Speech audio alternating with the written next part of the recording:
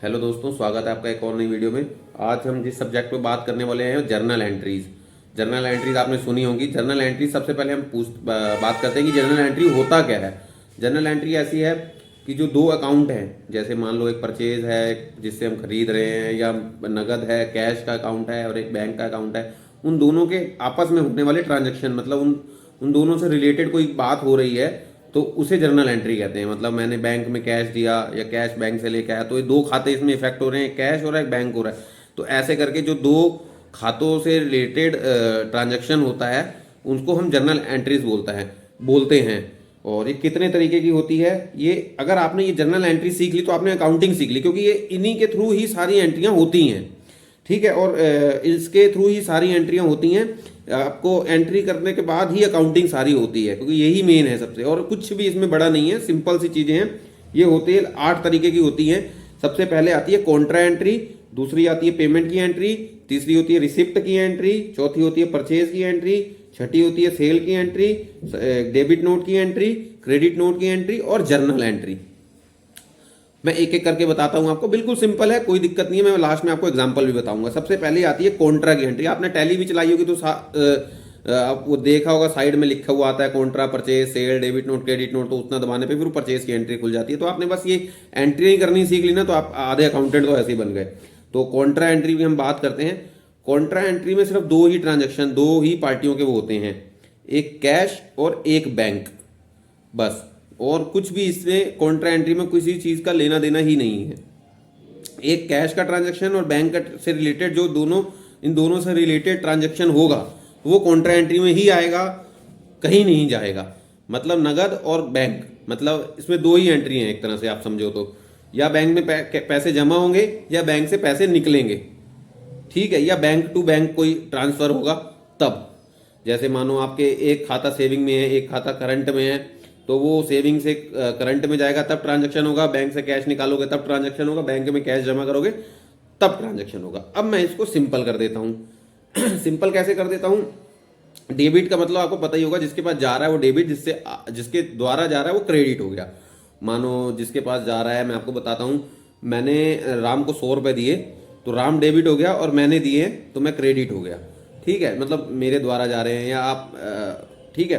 तो अब जैसे अब कैश में हमने बैंक में 100 रुपये जमा करे, तो बैंक के पास पैसा जा रहा है, हमारे बैंक में पैसा जा रहा है, तो बैंक डेबिट हो गया। और कैश जा रहा है तो कैश क्रेडिट हो गया। कॉन्ट्रा एंट्री का सीधा सा फंडा है। बैंक से कैश निकालेंगे तो उसकी उल्टी एंट्री हो जाएगी, कैश डेबिट हो जाएगा, बैंक के खाते में से चला जाएगा तो बैंक क्रेडिट हो जाएगा। और हमने एक सेविंग से दूसरे सेविंग खाते में पैसे डाले, तो जिस खाते में गए हैं उसको डेबिट कर दो, जिस खाते से गए हैं उसको क्रेडिट कर दो। सिंपल है। बैंक थ्रू बैंक ट्रांजेक्शन हो, कैश बैंक ट्रांजेक्शन हो, तो आपने कॉन्ट्रा एंट्री करनी है, कुछ भी नहीं करना है। ठीक है। थोड़ा सा हल्का सा आपको बस एक बार कॉपी पे लिखना पड़ेगा, आप समझ जाओगे, कुछ भी नहीं है इसमें। दूसरी आती है आपकी पेमेंट की एंट्री।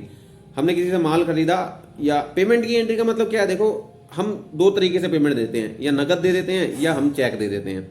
इसके अलावा और तो कोई तरीका है नहीं पेमेंट देने का। या नगद, मेरे को आपने 100 रुपये, दो तरीके से ही आप पेमेंट दे दो। मेरे को आपने 100 रुपये नगद दिए, 100 रुपये दिए, या तो आप नगद दे दोगे गिन के 100 के नोट, और या फिर क्या कहते हैं, आप मेरे को चेक दे दोगे, या बैंक से ट्रांसफर मेरे खाते में डाल दोगे, गूगल पे कर दोगे, फोन पे कर दोगे। दो तरीके से ही तो आपने पेमेंट दी। तो पेमेंट की एंट्री सिंपल क्या है? जिसको मेरे को पैसे दे रहे हो, मेरे को डेबिट कर दो, और जिसके द्वारा पैसे दे रहे हो, कैश दे रहे हो तो कैश क्रेडिट, बैंक दे रहे हो तो बैंक क्रेडिट। इसमें कुछ भी सोचना नहीं है। पेमेंट की एंट्री में देखो कुछ चीजें हैं, आप नोट कर लीजिए। पेमेंट की एंट्री में कुछ भी हो जाए, कैश और बैंक ही क्रेडिट होगा, डेबिट कभी नहीं होगा। रिसिप्ट की एंट्री में कैश और बैंक हमेशा डेबिट होगा, कभी क्रेडिट नहीं होगा। परचेज की एंट्री में हमेशा परचेज डेबिट होगी, धरती हिल जाए, कुछ हिल जाए, परचेज क्रेडिट नहीं होगी। सेल की एंट्री में कुछ भी हो जाए, सेल हमेशा क्रेडिट होगी, कभी जिंदगी में डेबिट नहीं होगी। सेल की एंट्री में, परचेज की एंट्री में परचेज हमेशा डेबिट होगा, और पेमेंट की एंट्री में बैंक और कैश जिसके भी द्वारा आप दे रहे हो हमेशा क्रेडिट होगा, और रिसिप्ट की एंट्री में हमेशा कैश और बैंक हमेशा डेबिट होगा। तो ये कुछ भी हो जाए, दो चीजों को हमने सेलेक्ट करना होता है एंट्री करते समय। तो एक एक चीज तो मैंने आपको सबको बता दी, वो आप सोच लो। सेल है तो सेल हमेशा क्रेडिट, परचेज है तो परचेज हमेशा डेबिट, पेमेंट है तो बैंक हमेशा क्रेडिट, रिसिप्ट है तो बैंक हमेशा डेबिट। ये 4 चीजें रट लो, कुछ करना ही नहीं है, सारी एंट्रियां समझ आ गई आपको। तो पेमेंट में क्या है? जिसको हम पार्टी को पैसे दे रहे हैं उसको हम डेबिट करेंगे, और जिसके द्वारा दे रहे हैं, नगद दे रहे हैं तो नगद, और कैश क्या कहते हैं बैंक से दे रहे हैं तो बैंक को क्रेडिट कर दिया। रिसिप्ट में ऐसे ही होगा, जिससे हमने माल बेचा, मेरे को आपने माल बेचा 500 रुपए का, तो उस समय आपने सेल की एंट्री करी थी। कैसे एंट्री करोगे, क्योंकि सेल हमेशा क्रेडिट होती है, तो सेल क्रेडिट हो गई, मैं डेबिट हो गया। ठीक है, मेरे नाम पे डेबिट में 100 रुपये चढ़ गया आपके खाते में। अब आपको मैंने 100 रुपये, जो मैंने आपसे माल लिया था 100 रुपये दे दिए, तो उसकी एंट्री आप करोगे कि रिसिप्ट में करोगे, क्योंकि पैसा आया है। पेमेंट की एंट्री में पेमेंट पैसे की जाने की एंट्री होती है, रिसिप्ट में पैसा आने की एंट्री होती है। ठीक है, तो आपके पैसा आया है, मेरे से आया, तो मेरे को 100 रुपये आपने वहाँ डेबिट करा ही था, अब यहाँ पे क्रेडिट कर दो। बैंक और कैश हमेशा डेबिट होता है। जैसे मैंने अगर नगद दिए तो आप कैश डेबिट करना, अगर बैंक से चेक दिया तो बैंक को डेबिट करना, गूगल पे से किया, फोन पे से किया। ठीक है, तो ये हो गई आपकी रिसिप्ट की एंट्री। परचेज की मैंने आपको बता दी, जिससे भी आप माल खरीद रहे हो, परचेज हमेशा डेबिट कर देना, जिससे खरीद रहे हो उसको हमेशा क्रेडिट कर देना। सेल में क्या कर देना, सेल को हमेशा क्रेडिट कर दो, जिससे माल आ रहा, जिसको माल दे रहे हो उसको हमेशा डेबिट कर दो। जिसके पास जा रही है, कोई चीज जा रही है, जिसमें जा रही है उसको डेबिट करना, जिससे आ रही है, जिसके द्वारा आ रही है उसको क्रेडिट करना है। सिंपल सा तरीका, आना मतलब डेबिट, जाना मतलब क्रेडिट, ये सिंपल फंडा है। इसके बाद बची 2 एंट्री, डेबिट नोट और क्रेडिट नोट। डेबिट नोट क्या होता है जी, परचेज की एंट्री की उल्टी एंट्री। डेबिट नोट का मतलब है परचेज रिटर्न, परचेज की वापसी करी, जो माल खरीदा उसको वापस कर दिया। कुछ खराब निकला या कोई कारण हो गया कि वो हम पसंद का नहीं आया या नहीं बिक रहा, वो हमें वापस करना है, तो उसमें हम जैसे ही हम परचेज में एंट्री करते थे, पूरी ऐसी डिट्टो एंट्री होगी, उसको उल्टी करनी है बस।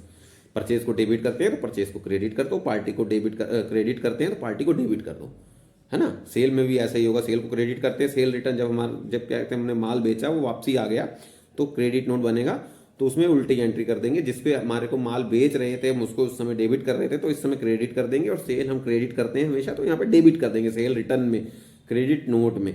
सारी एंट्री आपको क्लियर हो गई, कोई डाउट नहीं होना चाहिए मेरे हिसाब से। मैं आपको डिस्क्रिप्शन में अपना मोबाइल नंबर दे दूंगा, कोई दिक्कत तो आप कॉल करना बिंदास, कोई दिक्कत नहीं है। मेरा पूरा फंडा है कि आपको समझ आनी चाहिए चीज़। अब मैं नीचे कुछ उदाहरण दे रहा हूँ, आप इसको कोशिश करो कि क्लियर करने की कॉपी पे लिखो, और ये कर लोगे ना आप जर्नल एंट्रियाँ, तो अकाउंटिंग तो बैक एंड वालों का काम है, सीए वीओ का रिपोर्ट बनाना, वो आपकी एंट्रियों से रिपोर्ट बन जाती है पूरी।